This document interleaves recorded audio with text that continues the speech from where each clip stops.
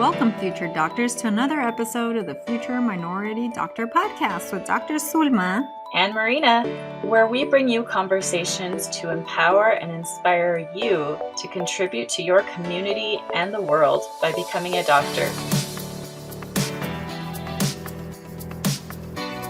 Welcome, everyone, to another episode of the Future Minority Doctor podcast. Today, I'm so pleased to have a guest with me. His name is Dr. Ilan Shapiro, and he hails to us currently from Los Angeles, California. He works at a federally qualified health center or a community health center called AltaMed. And he is a pediatrician like me. We have that in common. And he's passionate about sort of like spreading the word and communications and health advocacy within the Latino community. So I'm excited, Dr. Shapiro. Thank you for being here. I'm excited to hear your story. It's a pleasure. And a lot of people actually ask why pediatrics, and probably we can actually give some answers on why we ended up doing the things that we love doing. Yeah. So tell me, let's kind of backtrack for you a little bit. Tell me a little bit about your background. Where did you grow up? How did you end up in California? Oh, gladly. Born and raised in a small city called Mexico City. You will hear me saying it a lot about that. And it was very interesting because my family actually second generation Mexican. They came from Poland, Russia, and Lithuania. And I saw from an early age the problems with linguistics, the problems of culturally appropriate care, and especially with healthcare. Then I was the little one that was helping translate, move along, and make sure that all that information was being passed. And not only that, that was actually actively done by the doctor and also by my family members. Then I'm very blessed, and if it wasn't from Mexico, my family will not be here. Then that's why a lot of the things that from early on, and especially when I was young, I chose to make sure that part of the efforts that I was doing in anything was to give back to Mexico and the communities that are underrepresented. And that actually holds true still true on the things that I'm doing here in the US and also in Mexico. Part of the most important conversation that I had was actually my training in Mexico.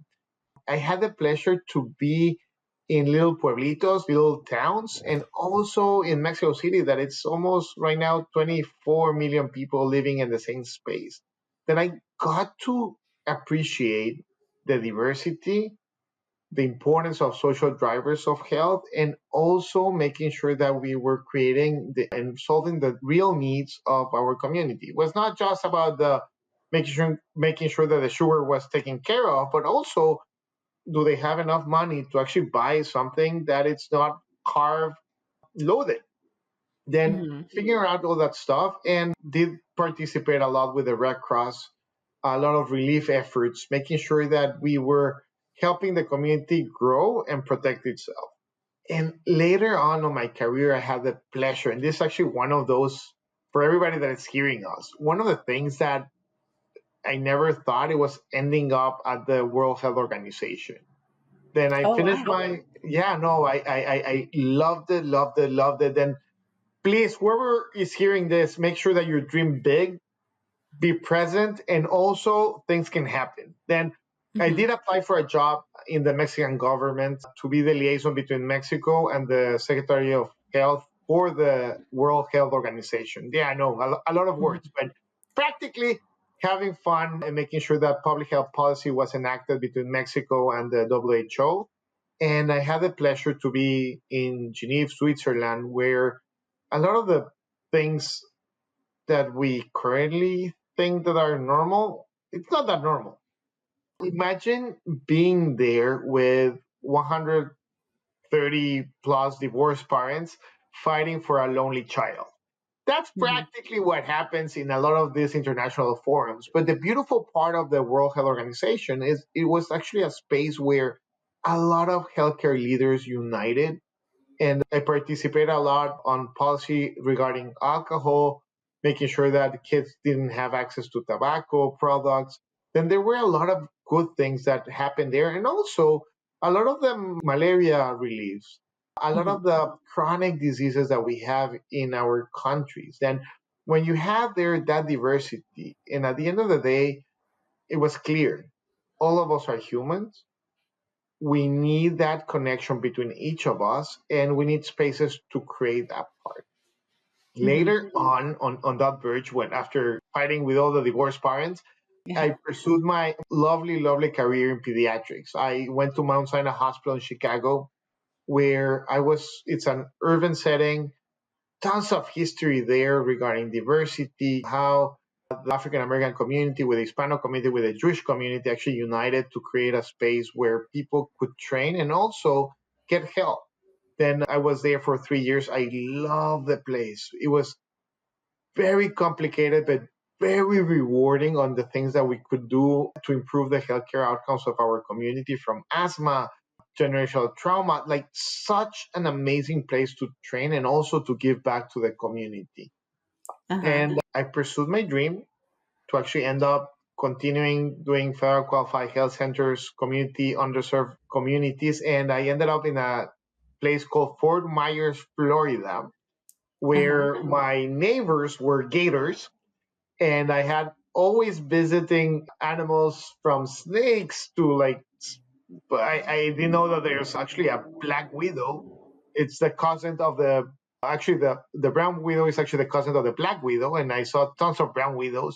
Then it was very Uh-huh. nature driven in the Everglade part of Florida, and I worked with migrant communities and their kids, and it was very eye opening that sometimes we feel that no matter where we are in any country, there's no place where it's actually forgotten. And that place seemed to be forgotten for a while. And we did drive a lot of healthcare on the fields, healthcare on urban and suburban areas. And it was mesmerizing. And right now, I have had the pleasure to work almost 9 years at Altamed Health Services, that it's actually a Uh-huh. fair qualified health center for the past 55 years. Right now, we have around 500,000 patients. And from those 500,000 patients, 120,000 are children.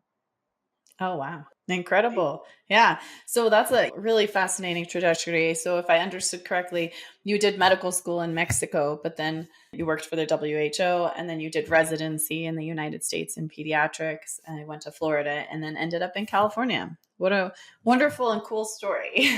Thank you for sharing. So, I'm curious, Dr. Shapiro, what motivated you to become a doctor in the first place? Why did you go through all the work that it took to become a pediatrician? That's a beautiful question. I actually got something that they asked me when I was probably 14 or 13. And it was kind of figuring out your profile and where you were going to end up as an adult. Then in Uh-huh. my profile, you answer all this crazy stuff. You're 13, 14, you just do it. Then I had like three things that it's actually mesmerizing because I saw it probably like 3 months ago. The first Hmm. one was actually to be a chef. Yeah. High pressure, you need to deliver, you're done with it. The second one, and I'm not telling you on the order, but the second one was actually to be a diplomat, to actually make sure that things will happen, unite stuff, push Hmm. forward things. And the third Yeah. one was actually being related with healthcare services, Hmm. doctors, nurses, mental health. Then clearly, since I was young, there was something that was actually driving inside of me that told me like, yeah, you need to actually unite all these things. I had the opportunity to work at the Red Cross, where I was delivering a lot of disaster relief and disaster relief efforts, and I saw the disparities of how important was to create a better future for the community. Hmm. Then early on, I started seeing the opportunities. One opportunity is that you and me, that we're 21 years of age, we are already have done a lot of things, right? And the ways Uh-huh. that we do things, it's already kind of in our genes and our mind, and it's very hard to change. But what if someone actually took the time when we were young? And usually the family is an amazing team. Then you have the pediatrician, you have the family, and you have the most important part is the child, and you put 21 years of effort to make sure that that little one has a better opportunity to be healthy. Mhm. And that would be an investment for the next hopefully 80, 90 years. But those 21 years are crucial to at least try to promise and create that path for them. Then one thing led to another. The part of making sure that health, and we saw it with COVID-19, we saw it with H1N1 pandemic in 2009, health doesn't know borders. Health doesn't know about like you have this or that. A virus doesn't care. You're a target, you're a human. Diabetes doesn't care. Yeah, and all the things, they actually do not care anything except that you're a human. Then that's one of the things that I started learning. Then the international part, collaboration, and making sure that we're creating a better future for our children. Then all of those things are actually combined to actually start the medical aspect of this. Excellent. So, along the lines of my last question, what do you love about being a pediatrician today and the way that you're able to practice at a federally qualified health center? Tell us a little bit about what your day to day is like, and then what you love, and then what's challenging. As a pediatrician, one of the things that I love the most is that every interaction is different. Every child brings like a special sauce, special place, but really it's kind of the connection. And us as parents, because I'm a father of two, are important there, but making sure that the patient, my child, my person that I'm actually serving, knows that I'm there for him or her. That's one of the most important parts. And I have fun. Even like usually a lot of people go like, well, what happens if you have a very hard diagnosis? Well, the reality is that even if we have a hard diagnosis, making sure that you're there as a partner. And I see myself something that anybody that is actually hearing us, the way that I recommend any doctor to see themselves is like a waiter. Why a waiter? Sometimes in the old days you needed to be the judge, the goalkeeper, and the referee. I'm not either of those. I'm the waiter. I will present the menu on the things and choices that I think that are the best dishes that I can offer. And after that, the family can actually choose where to go, and we will have a conversation on the dishes. Maybe they are deadly allergic to something, and that's totally okay. Or they would prefer to actually wait and see other stuff. Then that's okay also. But having that conversation in a level setting way has changed the way that I see pediatrics. Then and this goes from fluoride, this goes with a lot of preventive stuff that we're doing, having that conversation and not doing the power shift. Actually, we're all the same team. We are all that stuff. I'm here to serve you. Let's talk about it. And that's the part that I love about pediatrics. And also, that bridge of whatever I do right now is an investment for that child's health for the rest of their lives. Then, if we do it correctly and we team up correctly, we actually have a beautiful life ahead of them. Then, no matter if they have a problem or not, the odds will be better. That's one of the important things. Now, shifting on my day to day, right now my entire title is I'm the Chief Health Correspondent and Medical Affairs Officer. And yes, I'm still practicing pediatrics. Then I do urgent care and general pediatrics, but also and that's actually the anchor of my week. That's the place where I see what's happening. I hear the problems that my patients are having, the families are having. I'm seeing if influenza is in, if norovirus is out. Like I'm getting a drift of what's happening on the community. And also I hear what's happening with my nurses, with my other co-physicians and other healthcare providers. I start hearing what's actually boiling up as important topics. Is the EHR getting better and we have better traction with it? Yes, maybe. Yes, no, maybe. Or we can actually improve a protocol regarding certain procedures that we're doing. Then that has actually helped me a lot. And the other part is making sure that our patients are taken care of. The one-on-one is extremely important, but how can we expand that for a community or a local city or a state or at the national level or at an international level? Then that's the part of medical affairs that I love, making sure that I'm connecting local medical organizations with other improvements and other opportunities that we have in front of us to create health and wellness for our community. That's the other part. And the last one, I promise this will be the last one, the part of communications. We saw it in 2009 with H1N1. We saw it again with COVID-19.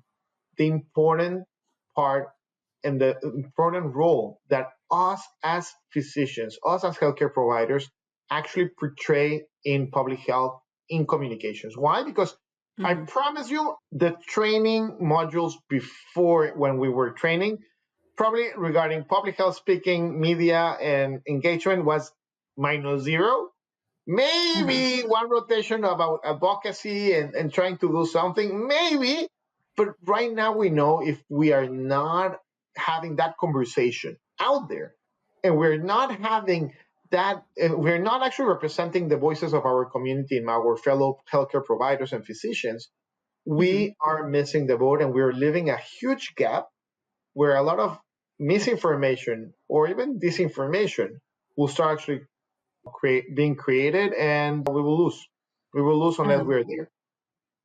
Well, that's so cool that you are able to wear many hats, that you still see patients on a clinical basis, but you also do these higher level things that really help advocate for your community. And I think that's really one of the cool things about being a physician is you do have so much power in your community. You can help people one-on-one in the exam room, and you can also help your community on a local, on a state, on a national level. I like to encourage people to get involved as much as they can in those things. So it's wonderful to see you doing that. So a lot of our listeners are in maybe late high school or in their college years, and they are in the thick of those pre-medical courses, the biochemistry and the organic chemistry, Oh my biology, God. physics. Oh my And God. those can be really discouraging, because I see a lot of people who maybe they get a C or a D in organic chemistry and they throw up their hands and they say, "Oh, I guess I'm not meant to be a doctor," and they give up and they go find something else. So, what would you say to people who are maybe struggling through those pre-medical years? I'm laughing on the inside, and I'm actually Uh-huh. going to be laughing with you because my friends and family and everybody that is actually hearing this, don't worry. That's the first thing. You know, like a bad grade on one of the 400 billion topics that you're going to be doing Uh-huh. doesn't define you as a doctor, doesn't define you as you're going to make it or not. It's just one more thing that you need to do. Then make sure that you pass, that you understand, and you capture enough information to actually help patients.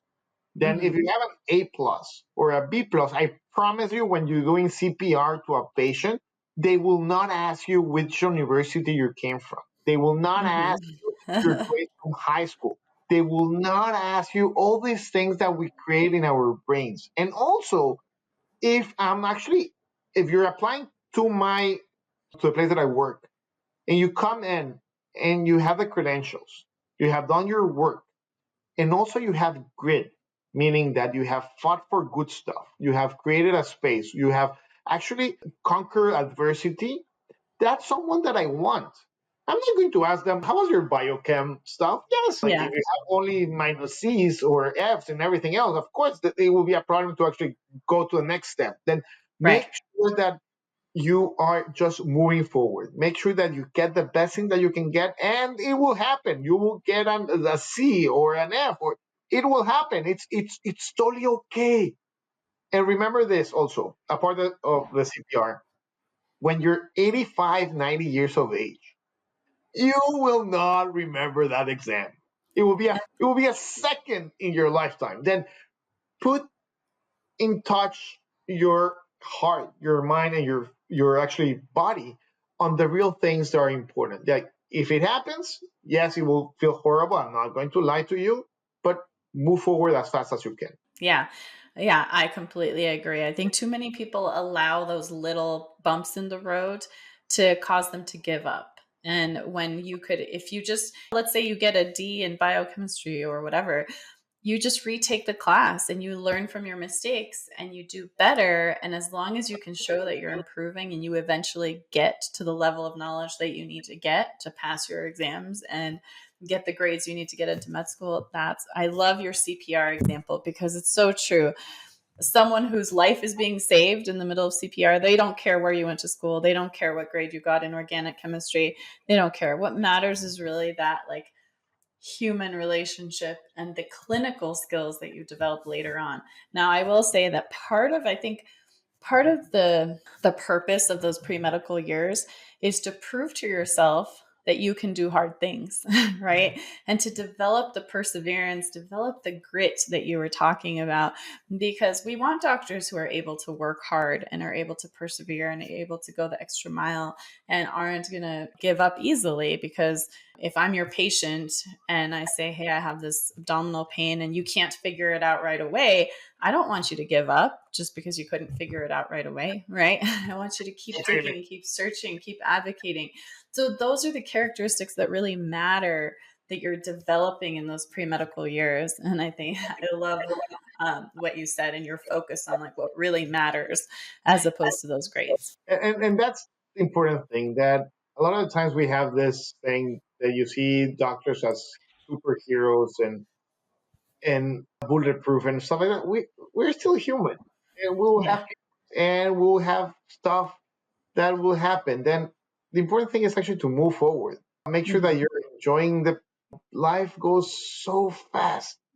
Then actually you're enjoying, even though that probably I'm going to bite my tongue, but when you're at 3 a.m. learning for an exam, or you're actually doing that team effort or homework or whatever, or you're actually starting a new residency, just enjoy it. You need to find that joy and connection to make sure that things are happening. Absolutely. Yeah.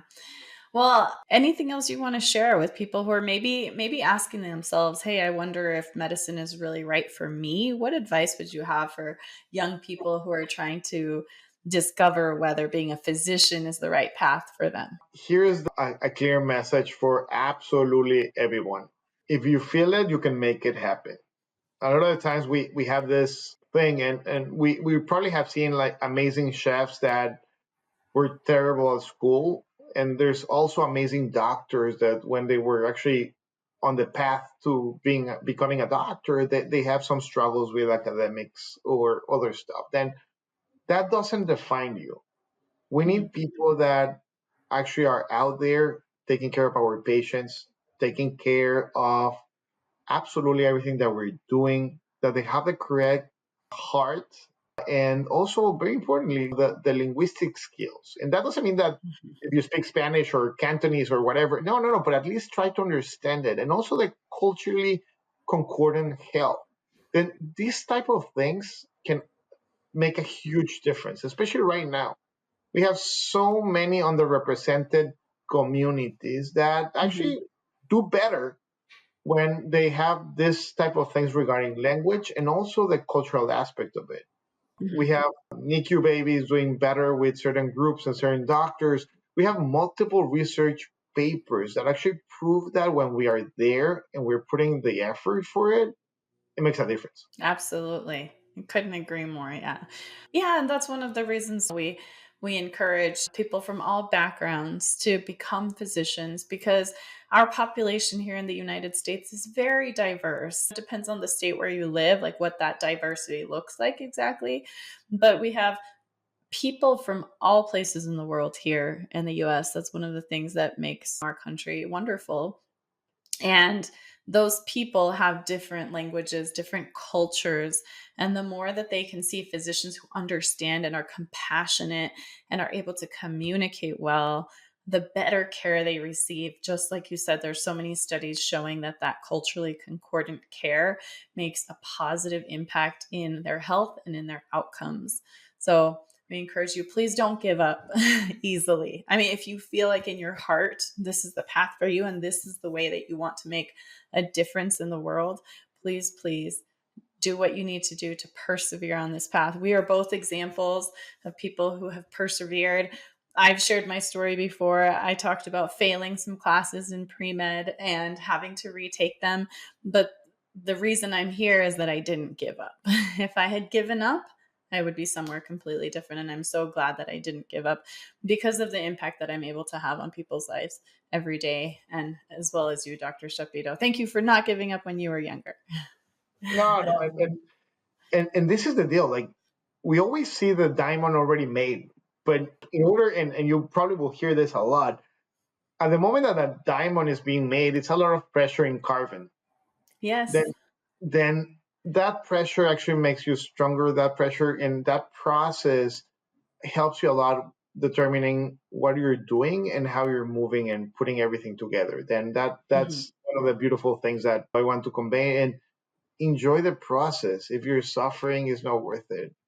If Mhm. you need to find the joy of doing this, because and the other thing is, and I was forgetting, we're taught that medicine is very linear, right? You go to, you suffer in high school, you suffer in college, you suffer in university, you suffer in residency, and you go out there and you suffer the first years because you're a newbie. There's no linearity in medicine, especially right now that we have artificial intelligence, we have technology, we have policy, we have research, we have biotech, we have a lot of the pharma, we have tons of different fields, advocacy, activism. I can go on and on and on. Choose the things that define you. For example, for me, it's media, it's communication part. It's actually having conversations regarding policy and, of course, seeing my patients and trying to figure Mhm. out how can you create that conjoined part. You need to be a doctor first. You for sure need to be a specialist, but at least have those ideas and start like, if you like pediatrics, go to the American Academy of Pediatrics. If you like right now lifestyle medicine, make sure that you're doing whatever is needed when you're a student and start creating that path, because that's the difference. I prefer someone that comes to me that has life experience on doing all these things instead of someone that has A plus plus plus but has like 2 articles and was the best chess master of the neighborhood. You Yeah, get my absolutely. I agree with that too. And I see so many fantastic people going into medical school these days who didn't have the traditional path. They maybe took a couple of years to figure out what they wanted to do in college, or they worked and then they went to community college and worked their way up. And then maybe they had a career for a while in something else before they decided, hey, medicine, I think, is calling to me. And then they went back and they completed their pre-med requirements and they kind of worked their way. So we have people in their late 20s, in their 30s, sometimes even in their 40s and beyond, suddenly feeling that call to medicine. And it's okay. I always like to say there are as many paths to being a physician as there are physicians. And so just don't follow anyone else's path or get discouraged because your path doesn't look like someone else's. Just follow your own heart and follow your own path. But thank you so much, Dr. Shapiro. Any parting words? make sure that the difference between being happy and being joyful. Sometimes when we're happy, we probably ate some food and we are Mhm. satisfied at that moment. But joy transcends time. Joy actually goes far away the what's actually happening right now and leaves a lasting impression in your heart and your soul. Then make sure that whatever you're doing may create that path for joyful life. Beautiful, beautiful message. Thank you so much. Thank you, Dr. Shapiro, for being here, for sharing your story, for sharing your inspiration and words of wisdom. And thanks to all our listeners. Until next time.